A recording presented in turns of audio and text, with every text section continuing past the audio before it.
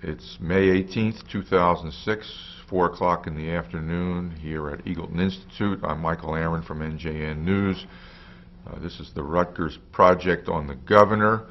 We are gathering material for the Brendan Byrne archives.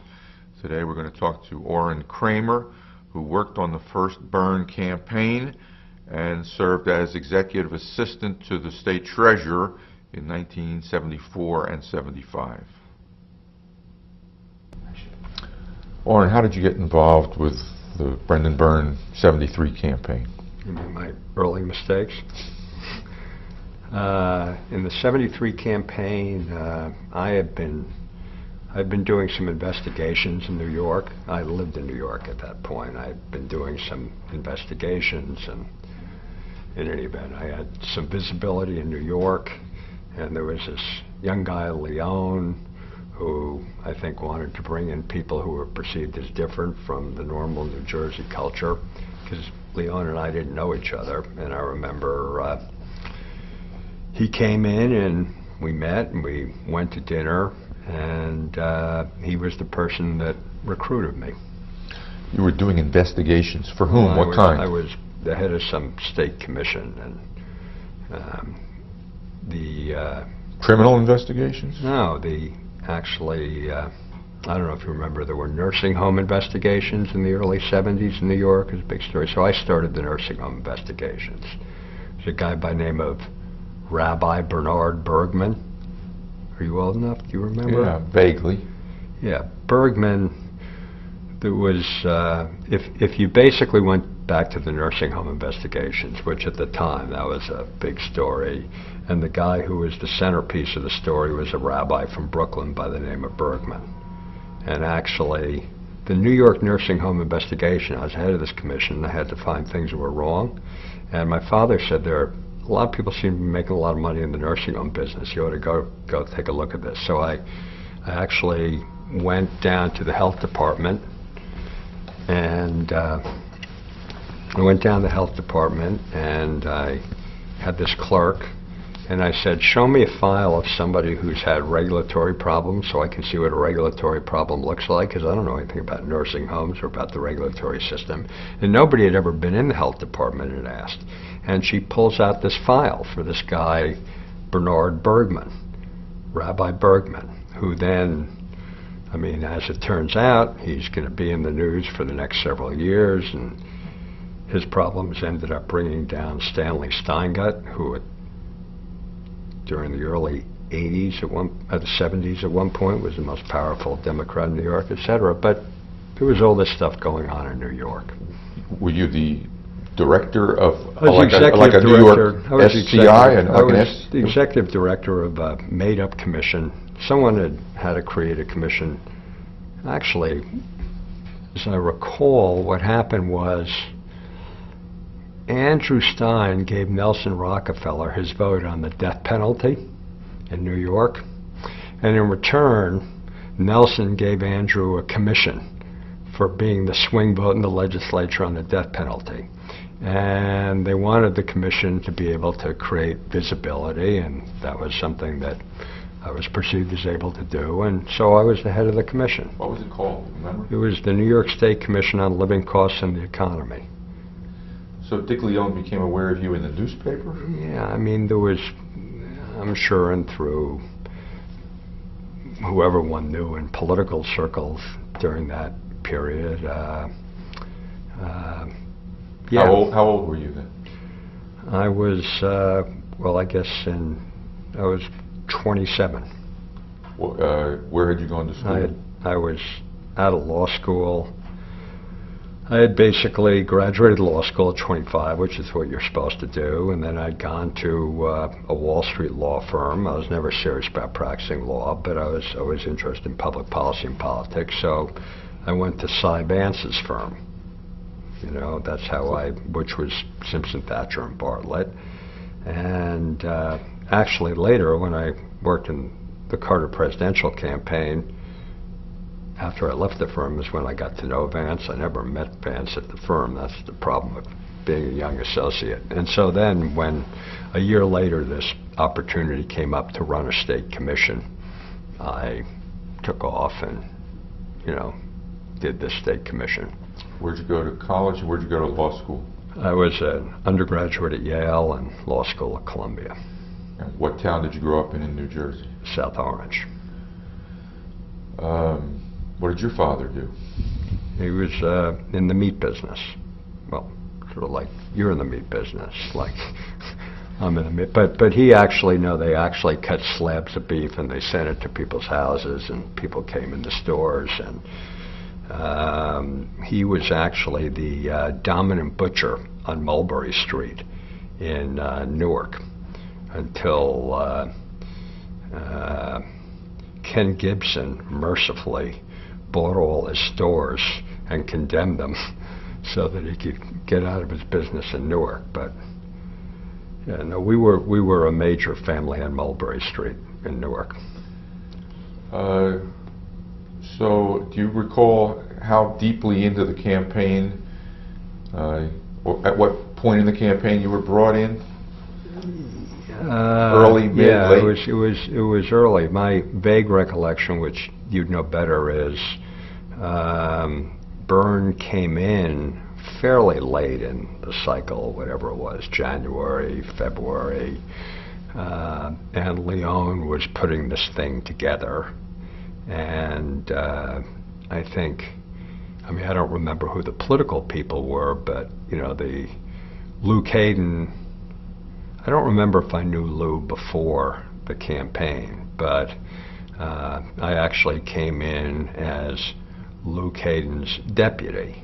And, there was Leon, there was Caden, myself. I was the substantive staff. I had also done, back then, policy was more important to campaigns than it is now. They still have things called policies, but back then the policy shop was considered a more significant thing. Now you can get involved in the campaign. You might not even ever know who's in the policy shop.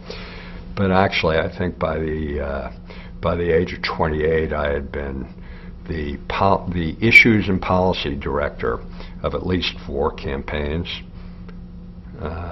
In addition to running a you really state think commission. The policy shop today is less important, or maybe you're just operating at a different level? No,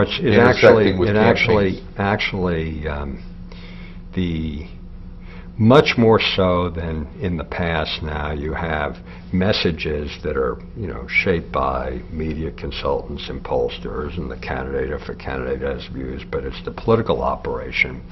And the idea, the people who do the policy and issue stuff is pretty buried in a campaign. It was a more significant role back then. I remember I was the issues director for Al Blumenthal was running for governor, for mayor in New York City in 1973. It now comes back, late 72, 73. He was the reform candidate. He was the good guy candidate, and I was his issues director. And actually, we'd come up with policies that were actually policies that, had some degree of visibility in the campaign. And then it was when I left there to in essence, take the same role for Byrne. Al Blumenthal's campaign, Brendan Byrne's campaign, Jimmy Carter's campaign. You said there were 4 campaigns? Or is there? Although, let's see, where I was issues director, there was a campain for Andrew Stein and... For what, mayor? Let's see, no. Back then it was his assembly campaign. No, but if we just talk campaigns, let me think. There was Andrew, there was Blumenthal, there was Byrne, and I was Carter's national issues director when he ran for president. Do you recall what the most important issue or policy position Byrne took in that 73 campaign? Well, I guess I should, but no,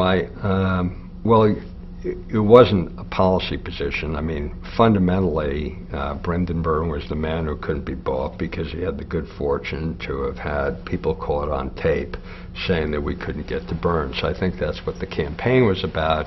So it was about changing, cleaning up the Jersey culture. I think when Leon became state treasurer, I think he was the first state treasurer in something like 14 years who didn't subsequently get indicted. So it was a matter of trying to have people around you who weren't going to go to jail. That was, the hurdle we were trying to overcome, and that's what Byrne was supposed to represent. And it was basically about cleaning up the culture, because on the policy side, the most important thing was that the state needed an income tax. And I remember actually having lunch at Alan Sagner's house on the day of the Democratic primary in '03, and it was Leon, Caden, Sagner, I don't know why I was there, and Byrne. And, he said, well, we're going to have an income tax, but you can't say that was the most important issue, or there was any sort of an issue. Who said, Byrne? Byrne said, yeah, that we had an income tax, and everyone agreed. I mean, it didn't matter what I thought, but all the adults agreed that there had to be an income tax. But since that wasn't stated in the campaign, well, that was the most important thing substantively, but it was clear it couldn't be addressed. And in terms of cleaning up the culture, I actually do remember I wrote these campaign finance. New Jersey was the first state to have state public funding of campaigns, and we put that out in the campaign. The idea of having caps on contributions, and the state would put money into campaigns. So that was, I think the one article of reform that I can remember. Governor Byrne had been a prosecutor and a judge, and I was supposed to come up with these issues, and in most areas the staff, you would just come up with whatever the issue, the policy was supposed to be, and then you would see how he felt with it. But I remember in the criminal justice area, Leon said, no, you can't just do this on your own. This is an area where he's going to have strong views. So you actually have to sit down with him and get from him what he wants to say, as opposed to you're coming up with ideas about what he ought to say. So I remember I went on some campaign trip with him, sitting in the back of the car, and we went issue by issue, and he did understand all the issues well, but on each one of them he'd say, well, you ought to have, clean up the drug penalty laws, but you can't say that in a campaign. Clean them up, meaning clean make them less draconian? Have more rehab. Have more rehab. And there were some things that he said about how you ought to take judges out of the political process, but he said, but you can't say that in the campaign. And they said, I'm totally against the death penalty, but I don't want to say that in the campaign. And I remember, after this 3-hour trip, I got back to the office, had nothing. Nothing. He knew his stuff, but there was no material there. He personally was too liberal for his own campaign on criminal justice issues? Yeah. Did you suggest... He was also, he's, as you know, he's an enormously bright guy. But I actually remember the first time I ever met him. Leon had set up for Brendan Byrne to have his first television interview ever in his life. And he was sent to New York to sit down with me, where we were supposed to go through this mock interview process. And I don't know why me, but in any event, we were supposed to go through this mock interview process so that that he could get ready for his first interview, which I believe was with Gabe Pressman. And so, I still remember I sat down, I asked him a question, he said, I don't know, can't really answer that one directly, right? Whatever was, how are you going to clean up the state? He said, I don't know, what do you think we ought to do to clean up the state? And I said, well, what are you going to do about the fiscal situation in the state, And you ask these pointed questions, and you'd say, I don't know what you can really say about that. And after about a half an hour of this mock interview stuff, I mean, it's supposed to go on for a few hours until he gets good canned answers. This is what candidates are supposed to do. After about a half hour of this, he said, anywhere around here I can take a nap? And so I said, sure, you can take a nap over there on the couch. And I went, closed the door and went down the hall, talked to another guy, and I said, there's a guy who's actually sleeping on your couch now. I think he's the next governor of New Jersey.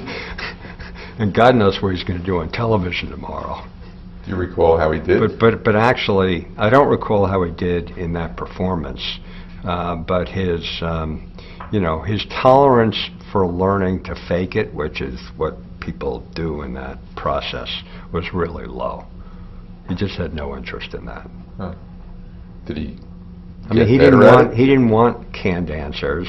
And when you'd say, look, I don't care. You tell me what you want to say. This is a question. Somebody's going to ask it. So you figure out what you want to say, because it's going to come up more than once. It just didn't do much for him. Did that hurt? No, because, well, what ended up happening, big picture, was that, Brendan Byrne was a Democratic nominee, and then, we were lucky. Well, I mean, two big things happened. One, we were lucky because the Republicans nominated the right-wing candidate, who probably a generic Democrat, would have beaten. And secondly, the President of the United States, Richard Nixon, was blowing up. So Richard Nixon was blowing up for being a crook. Brendan Byrne was indisputably honest, as verified by the mob, and he was running against, a fringe right-wing Republican. I mean, today he'd be considered the Republican base. He'd be considered core, but, back then, Charlie Sandman was far on the right fringe. That's when there was a Clifford Case, Nelson Rockefeller. This is like talking about dinosaurs, but, this concept of these moderate Republicans, now they're historical artifacts, but, that was core of the Republican Party back then, and he wasn't part of that. Did you suggest to Byrne that he take a more direct position on the income tax after the primary? First of all, I don't remember the answer to that, but I don't know what would have been in me at the age of 27 to suggest that he do that, and I would seriously doubt that happened. Did he finesse the issue? Did he hide the issue? Did he hide his interest in an income tax? I don't know what language he used, but he did not communicate that it was his intention to have an income tax. Was that okay?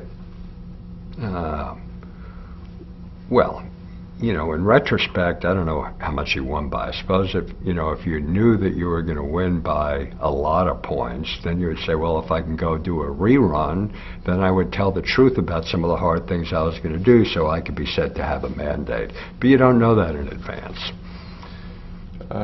Did Byrne get better? But by the way, it was much easier than, obviously, the idea of trying to do the right thing and deal with all these basic these political power bases and, let's say, the money types in politics was much easier than it is today. I mean, there were still powerful machines then, but on the fundraising side, I remember in that campaign, basically there were three people who were sources of financial support. There was Alan Sagner, who was someone committed to public service, who didn't want any sort of economic benefits from government. There was Leon Hess, who was rich enough already. He didn't want anything from government. And then there was David Wilentz, and that was it. And you didn't have the need that you have today for such immense resources from so many people that can create this sense of implicit obligation and the pressure of, how do you deal with those people who are very supportive. That just didn't exist back then. Money just wasn't nearly as important in politics. I want to go back to a story you just told of your first meeting with Byrne. It's a charming story. On the other hand, a guy... Actually, it just shows how totally ineffective I was at communicating any sense that I could possibly get him ready for this television show, because he had the good sense to realize he was just better off taking a nap. I was going to say, you could look at it like, this guy wants to be governor of New Jersey, but instead when he's going to his prep session, he needs to take a nap. What kind of leader is this?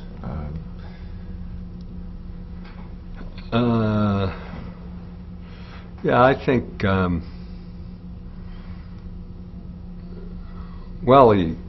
he wasn't a very nervous one. It is true that, anyone who has sort of been around that kind of process can say, when you go in front of reporters, here are the questions that'll be asked. And it's not for me to tell you what the answer is, just here's the question. So let's hear what you would say.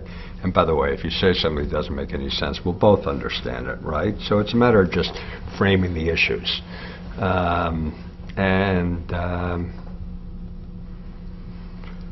He just didn't feel that he needed to do that sort of thing. So it was really a sign of self-confidence. Or having had his horse come in a lot. There was a point in the administration when things had run downhill and Byrne was in a lot of trouble. And I actually remember Leon went into the governor's office and, had a harsh conversation with him. And Dick said, the problem is you were a prosecutor and you're successful as a prosecutor, and then you got to be a judge. It's not hard to be successful as a judge. And then it happened, somebody was taped saying things about you, and that got you elected governor, and you've gotten used to this idea that you don't have to do things and things will just fall your way. And, that's been your experience since you were a prosecutor. And Byrne turned to him and said, that's not true. That's been my experience since Princeton. So. You think things came easy to Brendan Byrne? Yeah. I think actually, we knew he was a bright guy, but I think how bright Brendan is, insightful, etc., that probably became more obvious over time, than it was in the beginning. He was a bright, good-looking, guy who grew up in the right circumstances, and things had worked, well for him. Do you think he's someone who could be an effective candidate today? Sure. If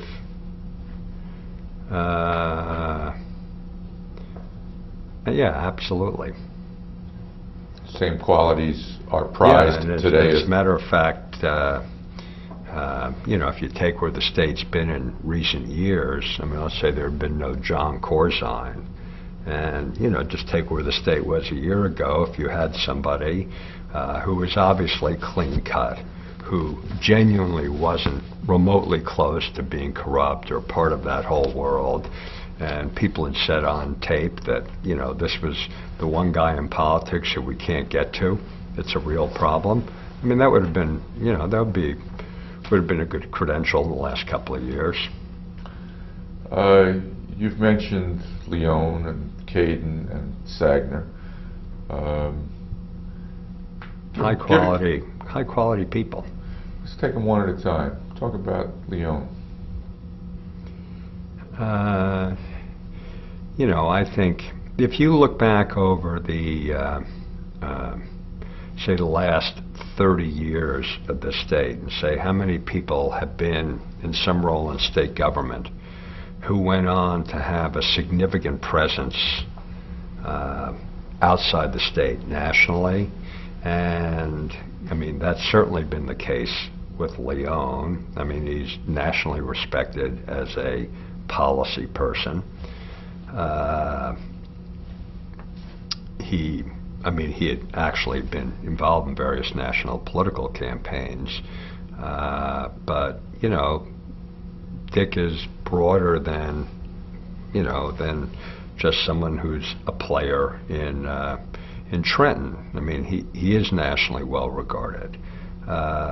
Lou Caden, forget that he's today the vice chairman of Citigroup. You know, he was Felix Rohatyn's lawyer when Larry Tisch, who, you know, major respected billionaire in New York, he would have issues, he would go to Lou. Dick Ravitch would go to Lou. Bob Rubin, for all sorts of things, went to Lou. I mean, I remember when Rubin first went in the White House, Lou was the one who did his blind trust. Every sensitive issue that, you know, Rubin had to deal with, Lou was, in effect, his consigliere. Degnan, you know, went off, had a significant, you know, role at Chubb. I think Byrne brought in people who, just if you look at the record, you know, moved further in life than you've seen in, you know, in other administrations, I think. Sagner, talk about Sagner.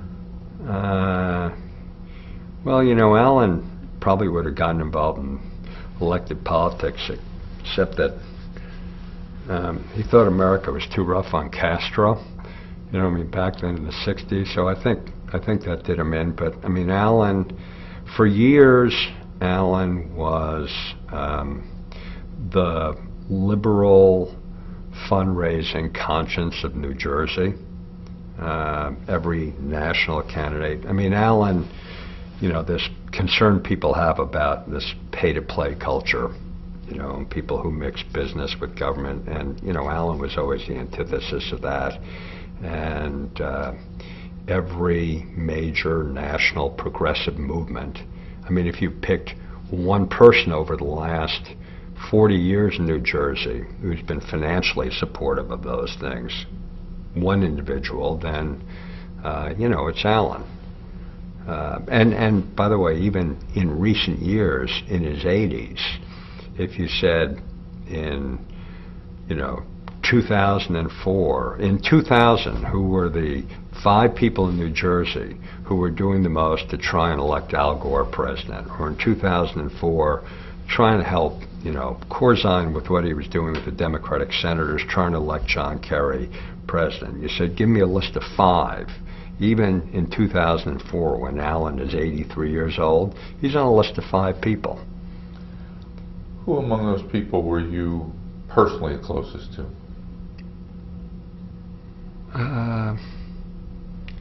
Of those, I mean, I consider them all long-time, close relationships. In 3 weeks, going to Lou's son's wedding up in the Berkshires. You know, I mean, those are multi-decade relationships. When you were talking about Lou, all of his... And by the way, they're a special group because it's not just New Jersey. If you look at, you know, what became of them later in life, but if you look at other states, you know, I think that they stand up really well in terms of quality. And it's, by the way, it's all to Brendan's credit that these are the people he surrounded himself with. And I do remember that political culture. And I'm sure Dick and Lou had some friends in the state legislature. Just because there are 80 assemblymen and there are 40 senators out of 120, they must have had some friends. But basically, they were not terribly well liked by the political establishment. I mean, actually, they were disliked by the political establishment.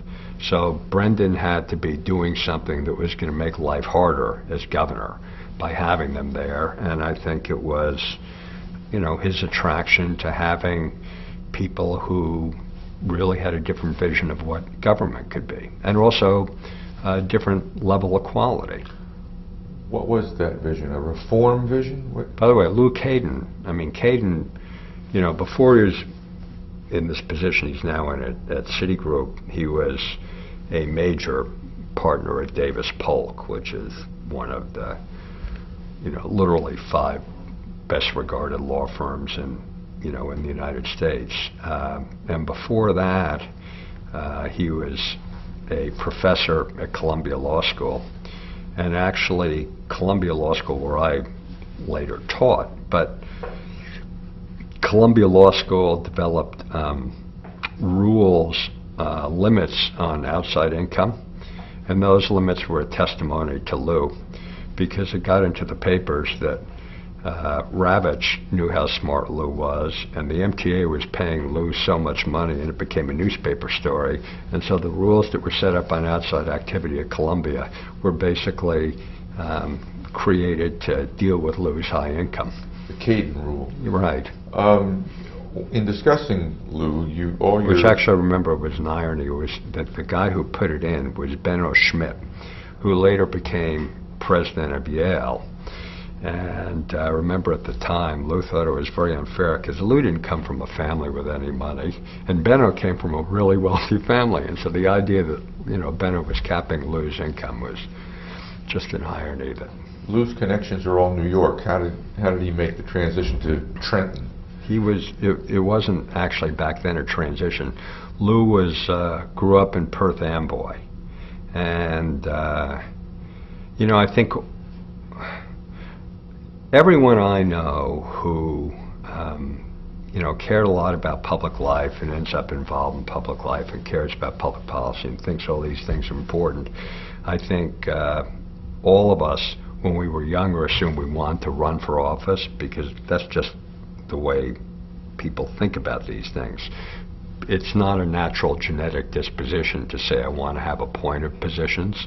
People grow up thinking they want to run, and then later, you know, they shift their way of thinking. But no, Lou actually grew up, and I think in 1970, I think he was involved in progressive politics. In 1972, he ran for Congress as the anti-war candidate in Democratic primary in Perth Amboy against Ed Patton.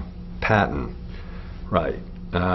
Who, I mean, you know, Patton was a classic old school type, but, you know, also understood enough to know that Lou wasn't a serious threat.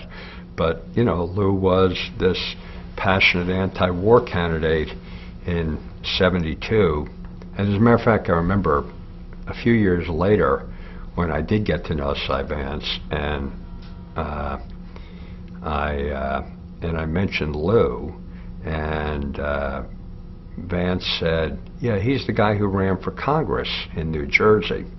And by this point, and so I said to Lou, you know, this is how Vance remembers you, as the guy who ran for Congress.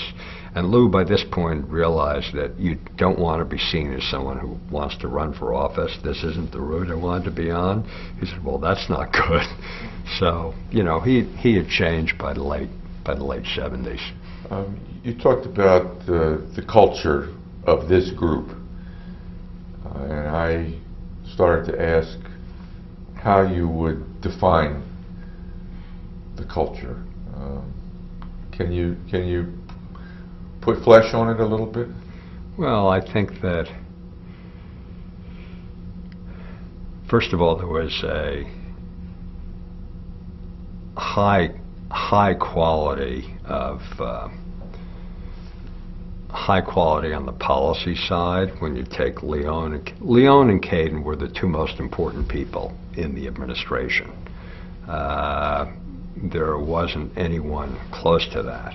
And I would say they were extremely smart, extremely thoughtful about public policy, and did not have a very favorable attitude toward the New Jersey power structure and the way in which that structure operated. And since they were clearly, sharply defined that way, that basically tells you something about Brendan Byrne. I mean, those weren't incidental, choices to make. Well, then let's take that one step further. These very bright, extremely bright, policy-oriented men, and the man who... They were also, by the way, totally clean, on this.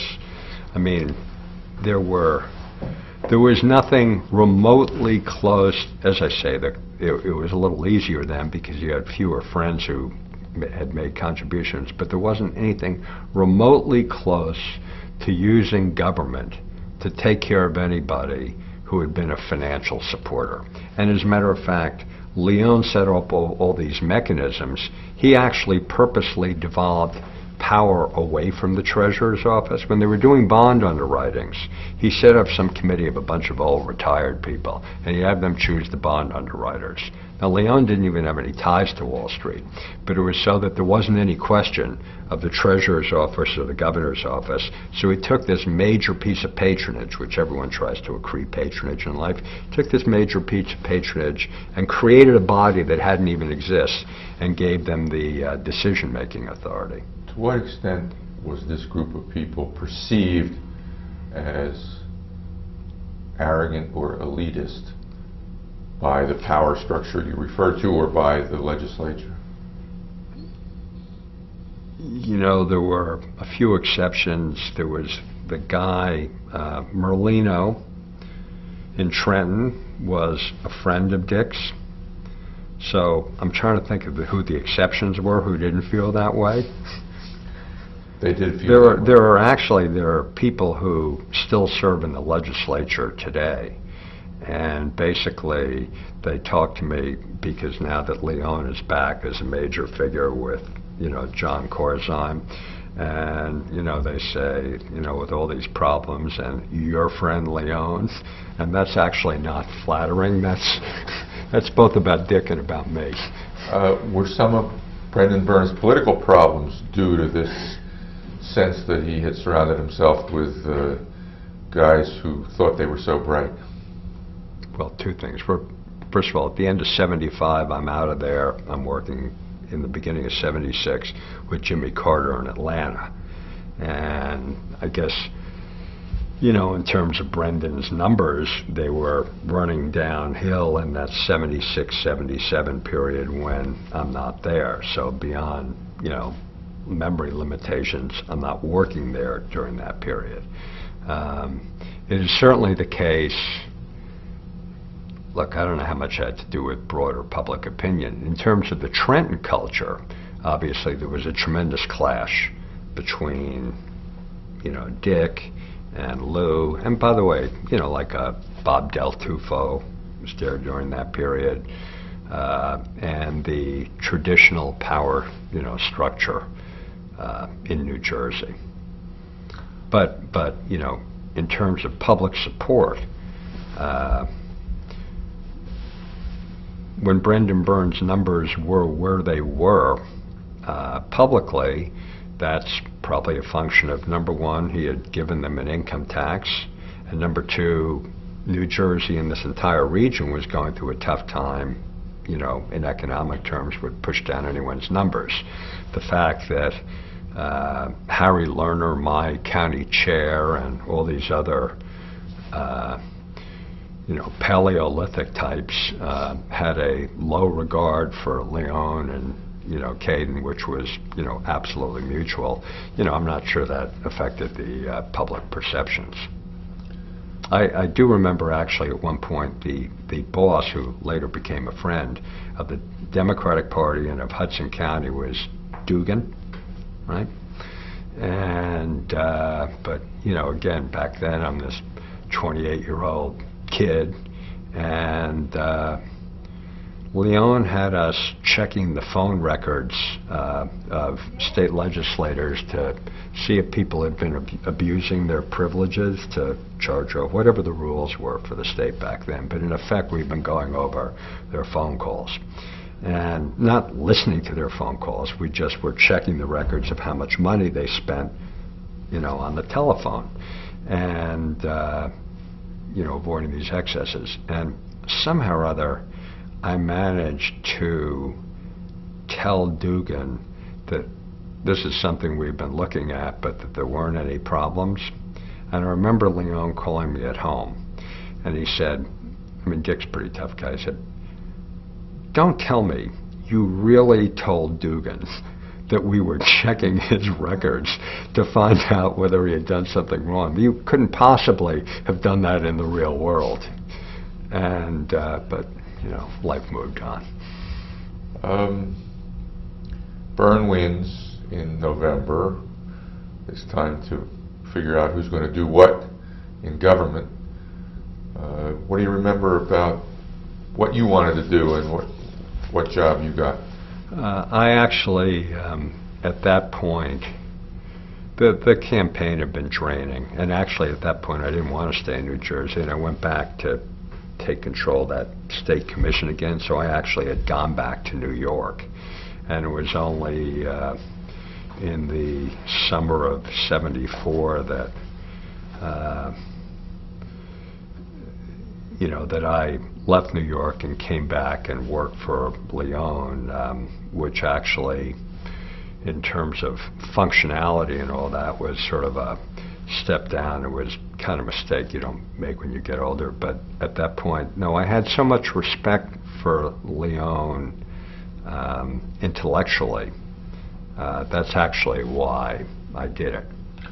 It's better to take the right job than go to work for somebody who you have a high regard for. But do you think he had an executive assistant before you who didn't work out? No. I was, in other words, there was, now they have all this tiering. They have multiple assistants, treasurers, and all that sort of thing. And back then, there wasn't that. There was a deputy treasurer, Cliff Goldman, and there was another guy with Goldman, a guy by the name of David Beal, and then there was Dick's personal staff, and that was it, in terms of a superstructure. So no, I went there thinking that I'd have, certain responsibilities, of which probably 50% turned out to be true, but I went there because I had a high regard for Dick. What do you remember working on when you were there? What issue, problem, area? Well, I was the governor's designee on the Sports Authority, and that was during the period when the Sports Authority, when that stadium was being constructed, Sports Authority bonds sold at 55 cents on the dollar. You got a 14% yield for owning Sports Authority bonds. The point of that is that it was an iffy proposition as to whether the Sports Authority would just go belly up and whether that stadium would ever open. When Byrne was first elected, the whole idea of that stadium and the Giants, etc., was considered this, great vision, but really dangerous vision that Sonny Werblin had sold to Cahill and the legislature, and there was some reasonable chance this whole thing was going to explode financially, and there was just going to be this, edifice half built, in the ground. So that was considered. What saved that project? It got done. The construction was done well, and Who saved the project? I don't. In fairness, I don't know if it was.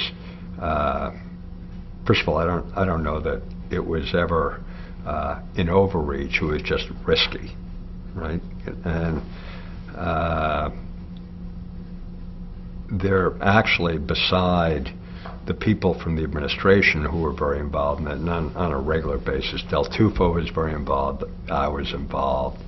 And, obviously Leon was involved. But there was actually a guy from Prudential by the name of Linkletter, who, unlike the rest of us, actually was a really good construction guy. I mean, I used to sit there in meetings because I'm supposed to be there representing the governor's office, but I know nothing about construction and very little about finance, so I don't, know what I can possibly do at the meeting. But Linkletter actually knew about construction, so probably more than anyone else, he was the one who was responsible for the fact that the whole thing worked. But back then, Sonny Werblin was very involved. Bud Foley, who was, major power, bright attorney in Newark, was involved. And I remember, even there actually, the people in the Byrne administration had frictions with those guys. As a matter of fact, I remember we used to have these fights over whether we were going to have super boxes and whether we were going to have all these embellishments and these big signs and all that sort of thing at Giant Stadium. And in retrospect, since the thing worked really well, everything that Werblin wanted to do, we should have done. But we didn't do any of it because basically we thought we were already at risk, and now we'd even be more at risk if we took these, built in these excesses of like luxury boxes and big signs in the stadium. You're saying but Werblin wanted them all bigger? There would have been more of that, and also some of it had to be done after the fact. I mean, actually, if everyone had shared, Werblin's unbridled certainty that the future was going to work out, it actually would have been a better stadium. Do you think that that's a major legacy item of Brendan Byrne's, that Meadowlands Sports Complex? It's certainly one. I mean, it was a risky period. I mean, just the fact that something sells at 55 cents on the dollar means that the people who have money basically aren't sure that this is something where they're going to see their principal back. What else were Byrne's legacy items as you look back on his tenure? Well, I think certainly, I mean, he made a significant step for the times in terms of making the tax structure both more robust and more progressive. And income tax does that for you relative to, property and sales tax.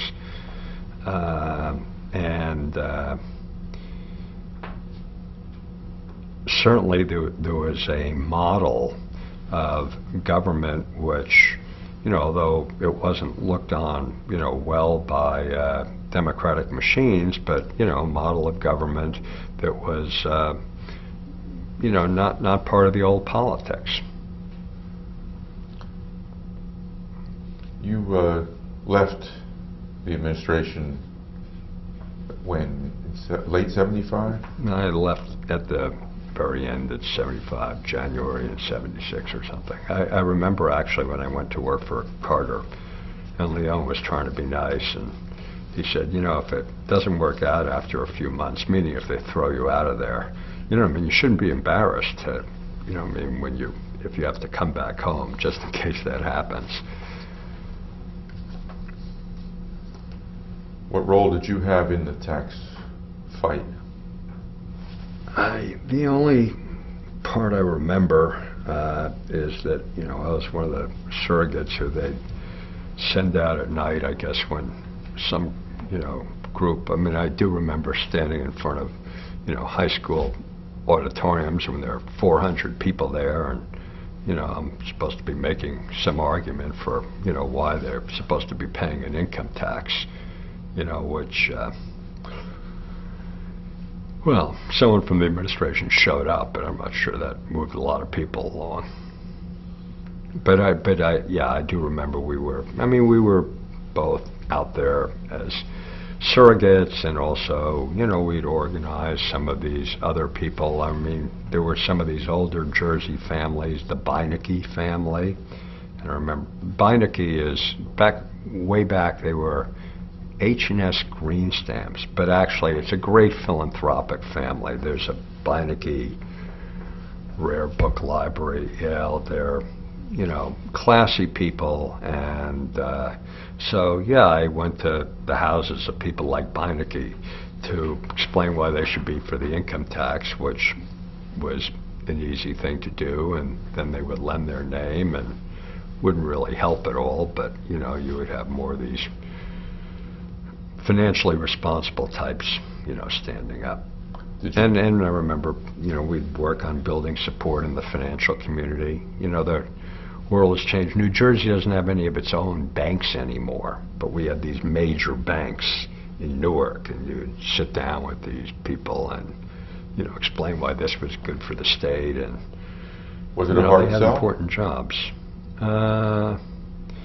Well, the bankers were mostly more Republican, so it was a harder sell. But no, I'd say generally, you know, among people who were financially informed, the idea that the state ought to have a broader tax base, you know, was not a particularly hard sell.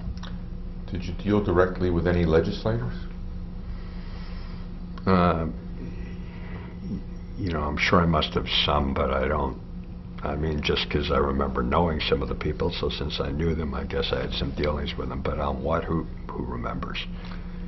When you think about the legislature, when you were there, back when you were in the executive, There were these young guys. There were guys like Lesniak. Who were the guys? Well, I mean, there were Merlino. I remember. You know, gosh, I think Byron Bear. You know, those were his early days. That's when Ray was beginning. What was his name? Feldman, from where I live now in Bergen County. So, you know, I knew him, so there must have been some dealings. But yeah, he was actually a friend of the administration.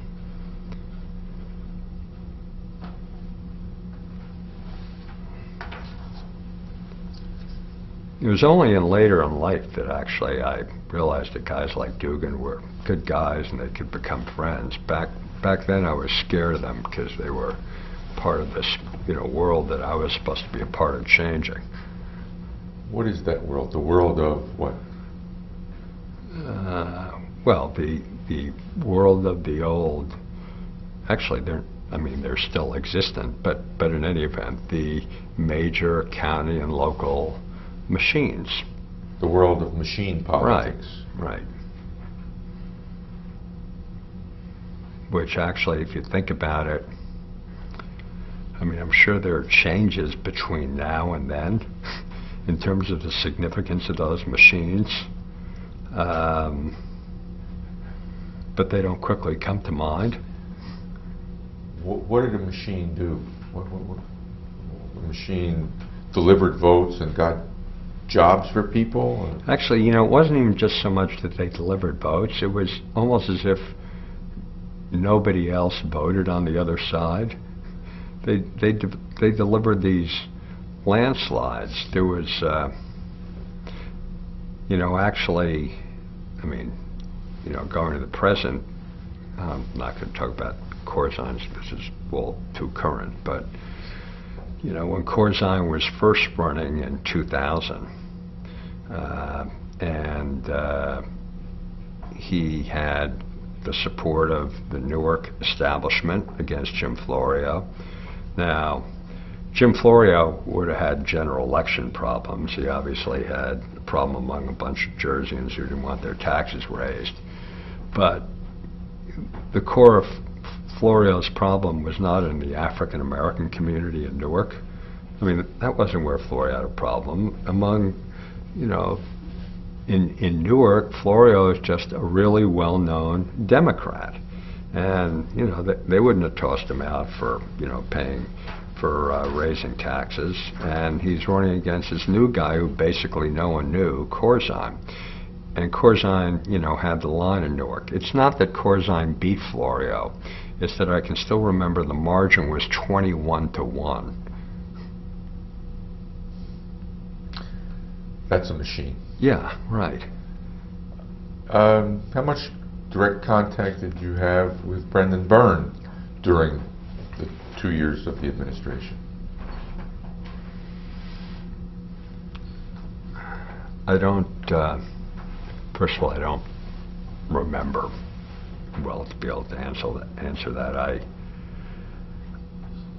You can only remember little vignettes. I do remember one day that, I was single, and I had been out with some girl the night before, and it had just sort of been a night that went over. And in any event, the next day I was wearing my turtleneck. I didn't have a tie and jacket or any of that, and I had been out all night, and for some reason I got called into the governor's office that afternoon, so I had to go into the governor's office, dressed like sort of a disheveled teenager, and so I remember I had at least that visit, but I don't remember how much direct contact there was. You think the governor took note or said anything? Yeah, well, the reason I remember it is because actually a few days later the governor was somewhere and apparently, ran into my parents. And the governor said, you should see the shape that your son is in, the way he showed up in my office. So that's why I remember the story. As we started to take a break, or after we took a break, you started to tell us a story about driving in a car with the governor. Do you remember? Yeah, unfortunately, he may too. No, we were in the back of the car, and I don't know where the hell we were going, but we're in the back of the car, and all I remember is we had to eat in the car, and I had my cheeseburger, and I had a lot of ketchup on my cheeseburger, and he had on a really light suit, and I flipped the cheeseburger off on his lap. And yeah, the other thing I remember is it was the morning, and actually he wasn't that enthusiastic about a long, campaign day anyhow, but so it's in the morning, and he's wearing this light tan suit, and I've ruined it for the next 9 hours. Well, maybe he had to shorten the day then. That was right. We've gotten a sense from some of the other interviews that there were aspects of the job, both before and after he was elected, that he wasn't crazy about. Fair enough? Fair to say? Which aspects were you? Well, you like campaigning, for example. He was a pretty laid-back campaigner. Laid back? Yeah,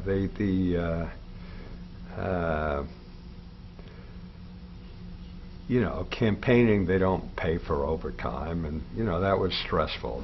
That campaigning seemed to involve a lot of hours in the day, and actually now people move around. It's hard to sleep in one place at night, but yeah, there was. I do remember in the early days of the campaign there was stress about what time is the pickup in the morning in West Orange, and then what time is the drop off at night, and the drop off at night wasn't late. It was more like it actually wasn't like a Wall Street lawyer's day. It was a little longer than a civil servant's day, and it was stressful to add. It was stressful to to get like evening events, and I think it was only about a 5.5-day week. These 7-day weeks, we didn't do 7-day weeks. Compared to the governors of the 21st century, McGreevey, Corzine, was this more of a leisurely approach to government? Yeah, I don't even think it's, maybe some it's modern. I'm trying to think of, people back then, certainly other people, I've been with were like a McGreevey, which is to say totally working all the time. That's, a common model among these people, and that was not, that was not his model. But, the truth is, I'm not sure how much it's a function of the time. Somebody was telling me last week the President of the United States. And he's got a lot going on. That's not his model. And, you know, I was I mean, thinking... I actually would not say I have any basis for saying that, you know, Brendan Byrne worked any less than the current President of the United States. And maybe Dick Cody is also different from McGreevey and Corzine, and a little more like Brendan Byrne when he was acting governor for a year. A little more laid back. Yeah, although, well, first of all, I don't know close up, you know, Cody's lifestyle, but I'd say, you know, a difference is that while Cody has these components of his life that are, you know, the personal life,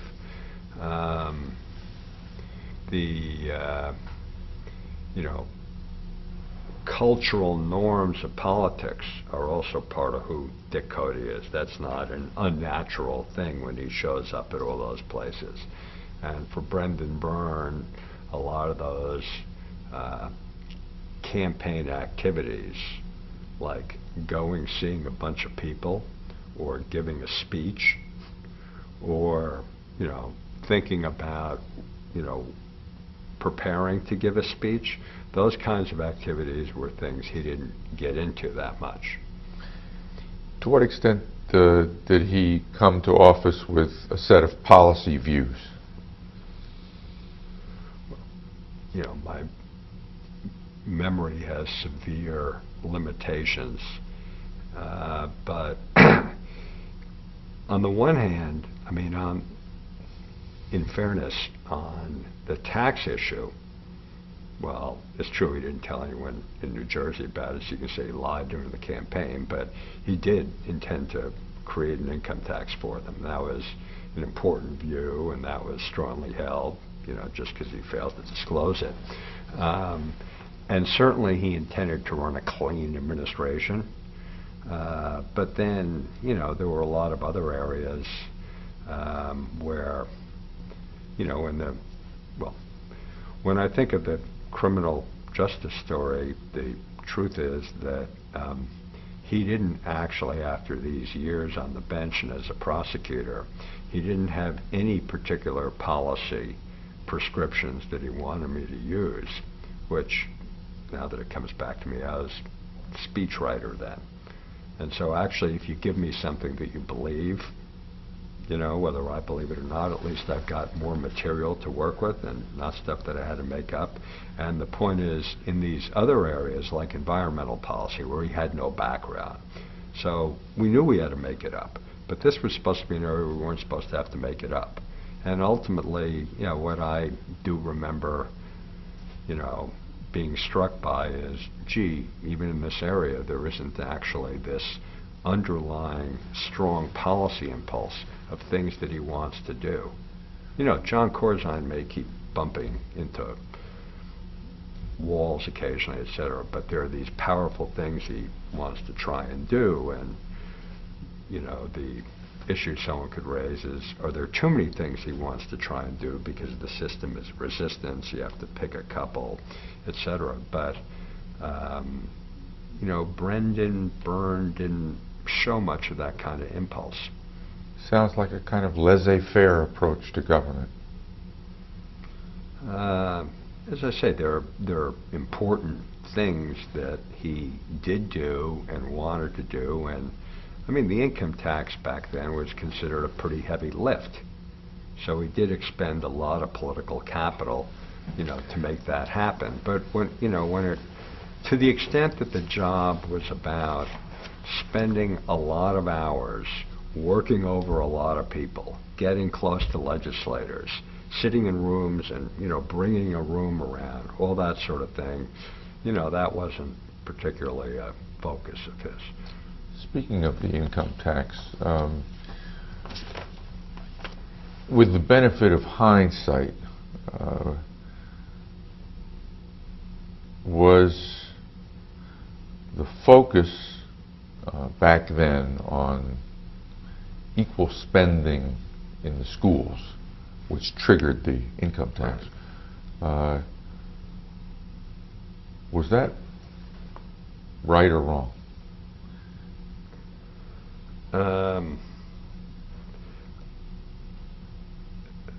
Certainly the proposition of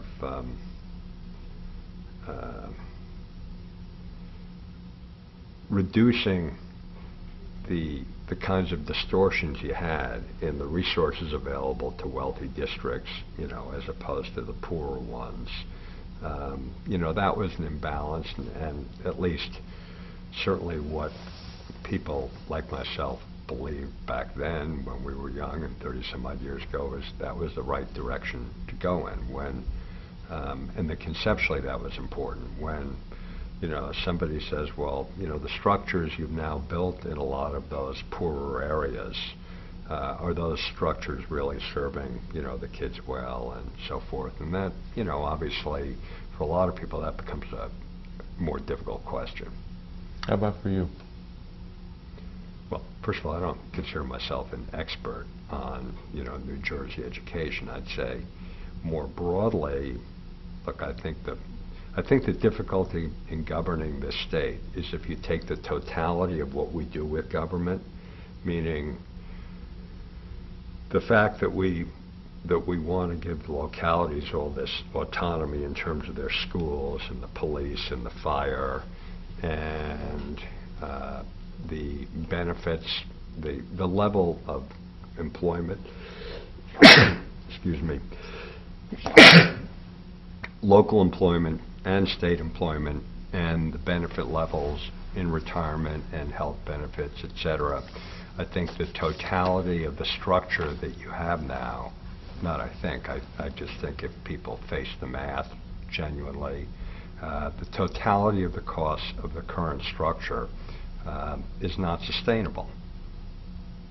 And, I'm a Democrat who believes that, wealthier people should pay more, et cetera, but I actually don't think ultimately you can generate enough taxes in New Jersey to sustain the operation that you've got. In other words, assuming that you basically say, I really don't care how much I tax wealthy people, I don't care how much I tax businesses and, sales taxes, et cetera. Ultimately, just in purely arithmetic terms, it won't work because the structure is so expensive when you look at the out-year costs, so unbelievably expensive, more expensive than the numbers that are reflected publicly, that you actually can't raise taxes to that level because the business will disappear and the rich people will move. Was any of this evident back then? Well, the cost structure that we had, back then is totally different than what we. Actually, back then it did look pretty bad, but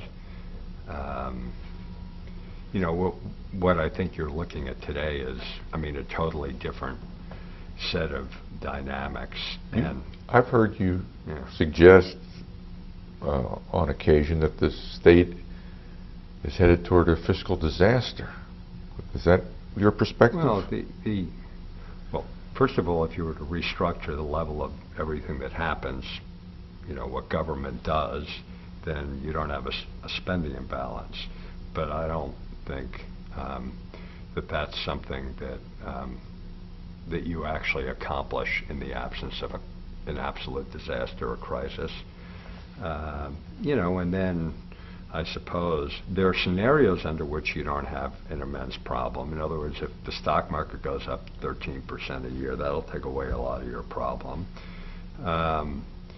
If actually you have hyperinflation in this country, then you reduce a lot of the state's problem because the debts that you're paying are in less valuable dollars. And, so there are scenarios where you don't have a problem, but I think people who have looked at it seriously, which is really few people in the state, because no one has an incentive to look at it seriously,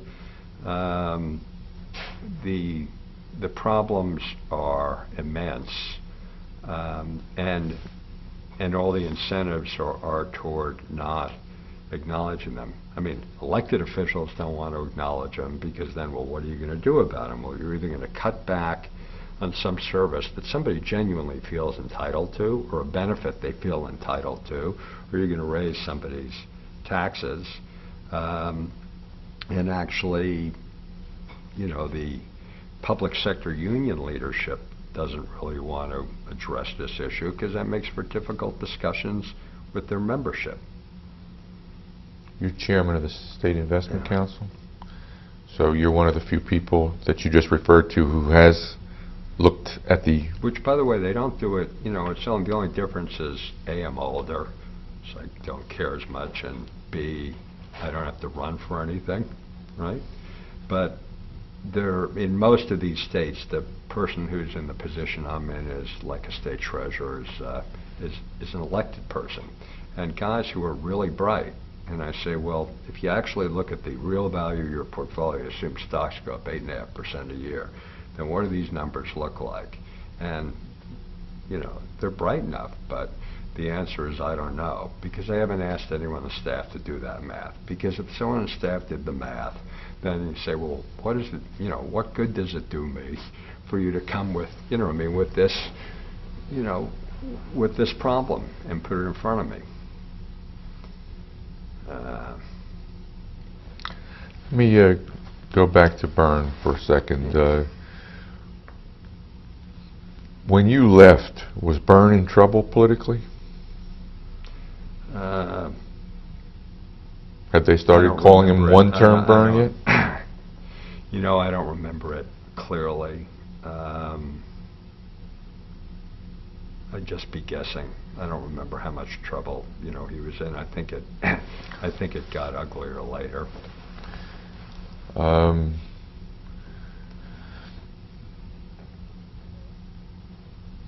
Was he doing well when you were there? Was he connecting with the people? Did the people like him?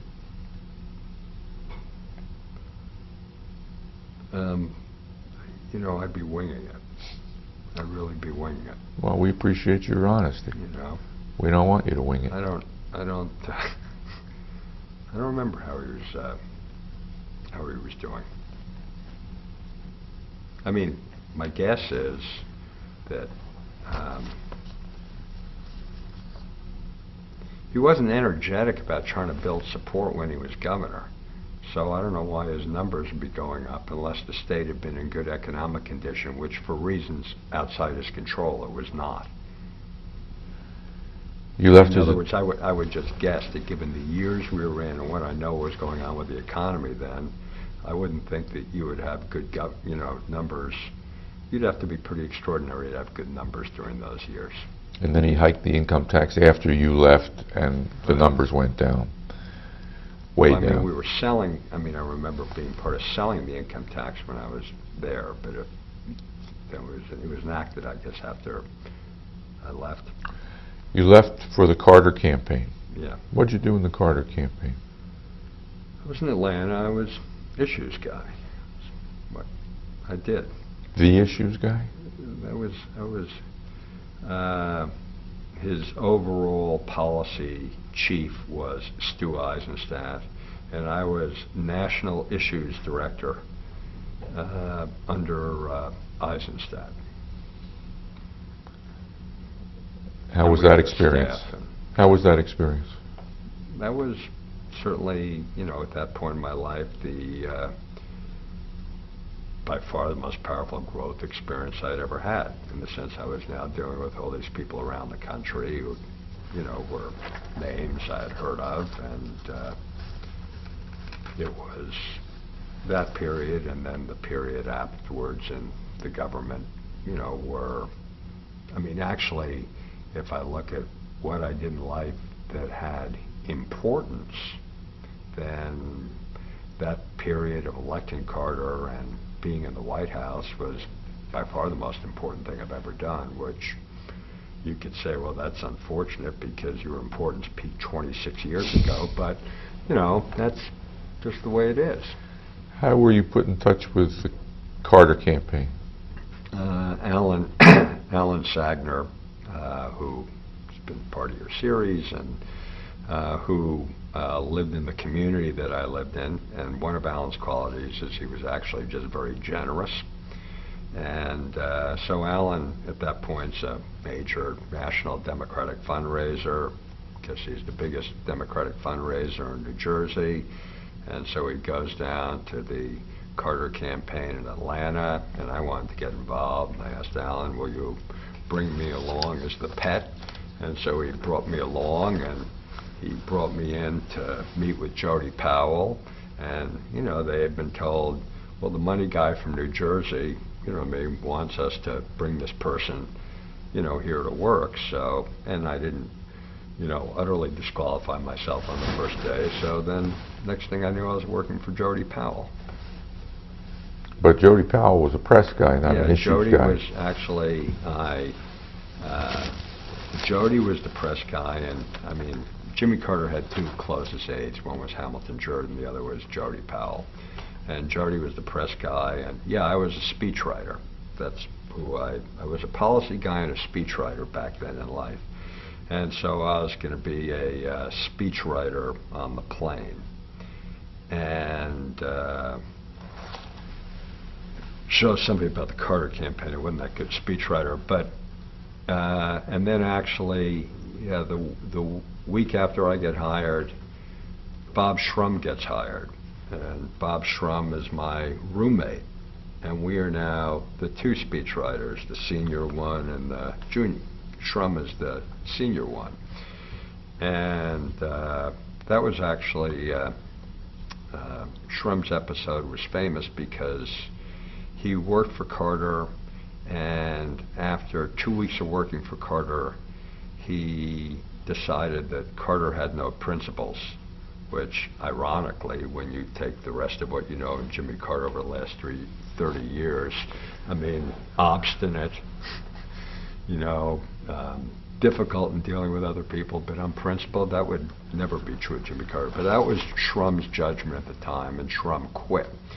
And it was a big to-do nationally, and it was a concern of mine because I'd become close to Shrum, and I was identified with Shrum, and I was rooming with Shrum, and suddenly Shrum had turned against the candidate, and I was, you know, I mean, I wasn't the only guy from New Jersey. I was like the only Jewish person down there. I was the only person from the Northeast down there, and now, you know what I mean, Shrum was bailing out, so I was actually afraid I was going to get fired.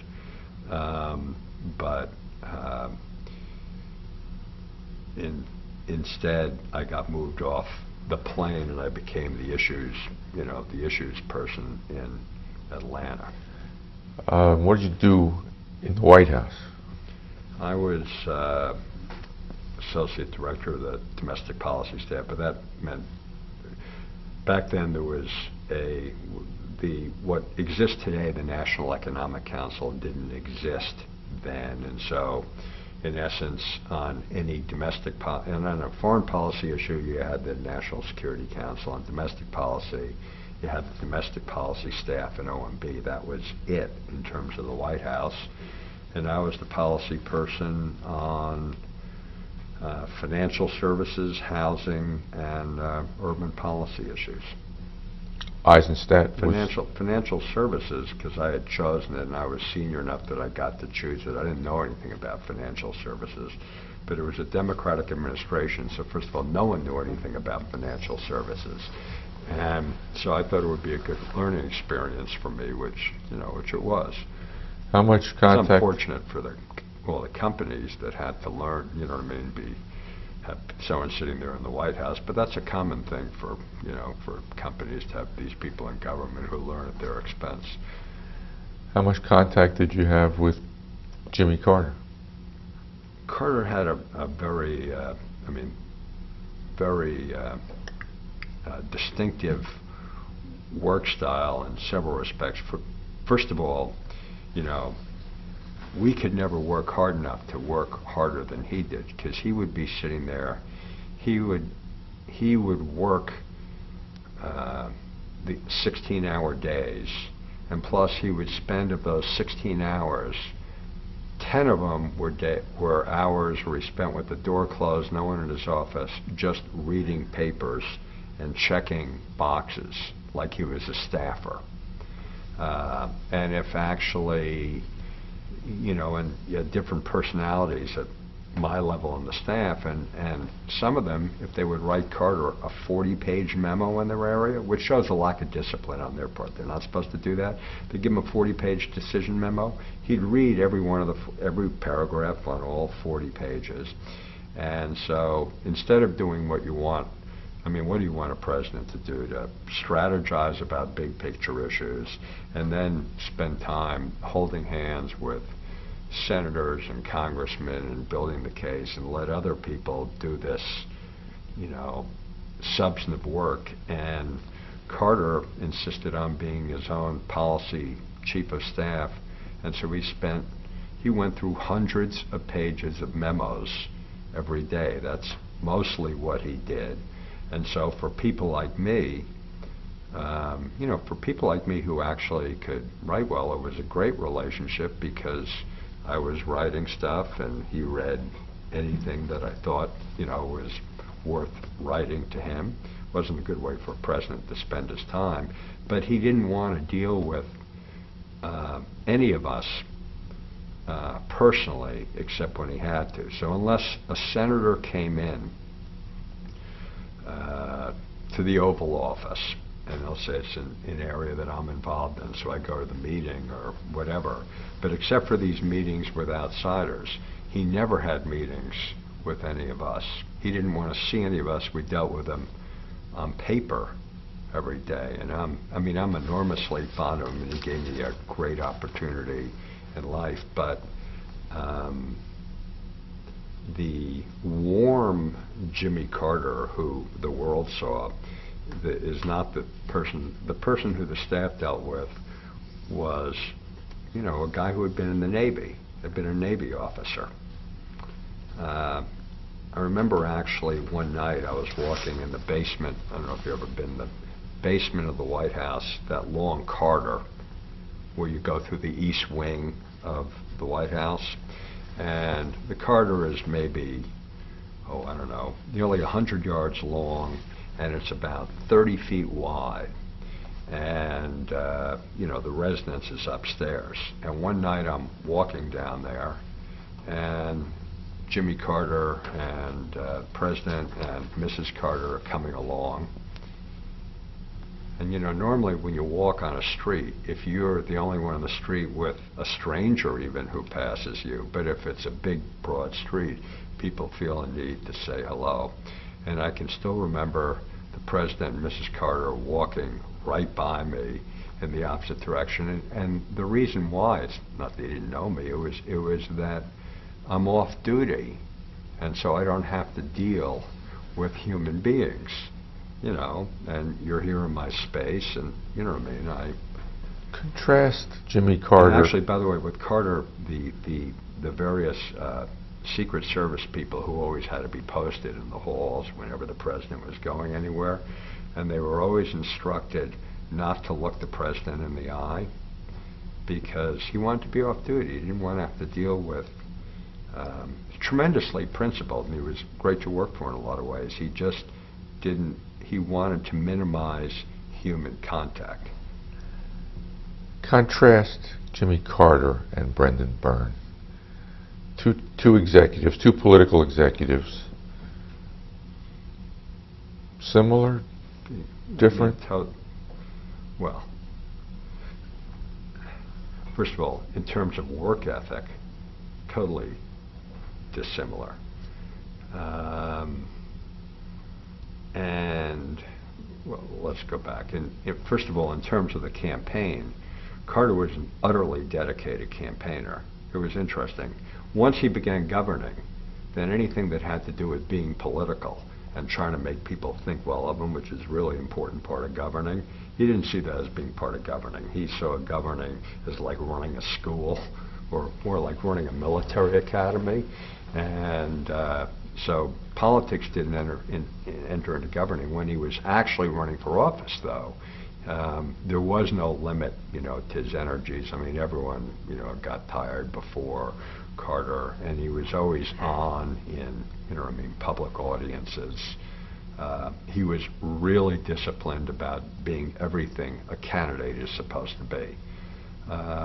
Then when he gets into office, He's really disciplined about making what he perceives to be the right policy choices on everything all day long, which may not be someone's vision of what a president's supposed to do. I mean, I remember on our memos he would write back. You know, it is an interesting thing. I don't remember writing any memos to Brendan Byrne. I just don't. I'm sure I must have written a memo on something, but I have no recollection and you know, substantial recollection doing a lot of this for Carter. But he'd write in the margins whenever you recommend doing something, and he'd say, "Be bold." So maybe some more pragmatic person like me would, you know, say to myself, well, I don't want to be that bold because actually he'll get hurt. You know, it doesn't matter what happens to me, but he'll get hurt if I'm really bold, so I'll be careful in the way I handle this. But someone with a different personality, they're told, be bold, and they go knock over tables. And he would be writing, be bold. He would tell 15 different people on any given day to be bold in whatever they were doing, which means, be bold means make enemies, right? And you just want to be careful how many enemies you make in a given week, but that wasn't part of the balance. But he was very aggressive about, you know, about trying to make these, trying to put this imprint on policy in so many areas. I mean, that was one of the things that he actually wanted to make all these decisions himself, which, you know, was not an impulse that Brendan Byrne had. I remember actually at one point, you know, the world was different. Today you couldn't imagine a president having an urban policy. It's just not politically relevant to have an urban policy. There weren't enough people that be a policy for minority people who you don't want to be doing it for. But back then, Democratic president in particular, we developed a national urban policy, and it had, remember, like 18 elements. It was a horrible exercise putting it together. We had every agency in government coming in saying, here's what we want to do. And we sliced all this stuff up and got this, you know, non-thematic 18-point, you know, urban policy. And the memo that Carter got, which he had to check the boxes on the choices about what he would do, because HUD wanted this, and, you know, the people at what was then called HEW wanted that. So you had to give them, as the honest brokers, the White House staff, or that was what our role was supposed to be, we had to say, well, this is what these guys want, this is what these guys want, here are the pros, here are the cons, and here's your choice. But by the time we got finished, the memo was done by myself and a guy who later founded what is now the largest money management firm in the world called BlackRock, who back then, like me, had no net worth.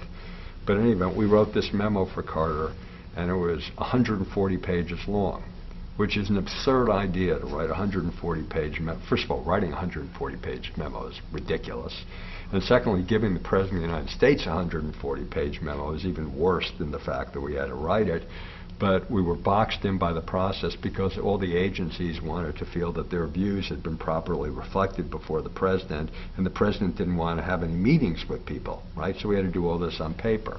So now that we're giving him 140 pages, and we say, this is too much, we can't do this to him, even though he will wade through it. He'll just set aside 6 hours and do nothing but this memo. So we wrote our recommended answer book, right? Which said, in other words, on number 4, choose D. On number 5, choose C. And we knew he trusted us enough that he would just consult the answer book. And so but we were going to have to show the agencies afterwards that the President had really gone through it, seen all these arguments, and made these choices. And somebody on our staff found out, and so we gave him the answer book, and he checked all the things that, you know, 14C and 19G, et cetera. And someone on our staff who, you know, didn't like some of the choices that we had made, who actually is now, this person has been in Congress for the last 20 years, so she leaked to the agencies and to the press the answer book that we had given the President, and that was a problem. One last question. We've been talking about Byrne, and your experiences with Carter are so interesting we could pursue those, but Give us a last thought about Brendan Byrne. How should New Jerseyans of the 21st century regard Brendan Byrne? Okay. You know, the state has had a regressive, dysfunctional revenue structure for a long time, and Brendan Byrne did make a major step, given the context of that era, you know, toward rationalizing it, having an income tax which grows naturally over time and that can give you some degree of progressivity. I think that's something significant. I think he, you know, also created a model that actually it was possible to go through 8 years without the senior officers in your administration being indicted. I mean, I think that's a good alternative model for, you know, New Jersey to have, which you know, which he did create. And, you know, there are, oh, I don't know, I'm sure Caden and Leon, others would have been fine anyhow, but you know, he actually did, I mean, this isn't about me, it's about others, but I think he actually did create a record of bringing higher quality people into some of these roles in terms of what they did with the rest of their lives.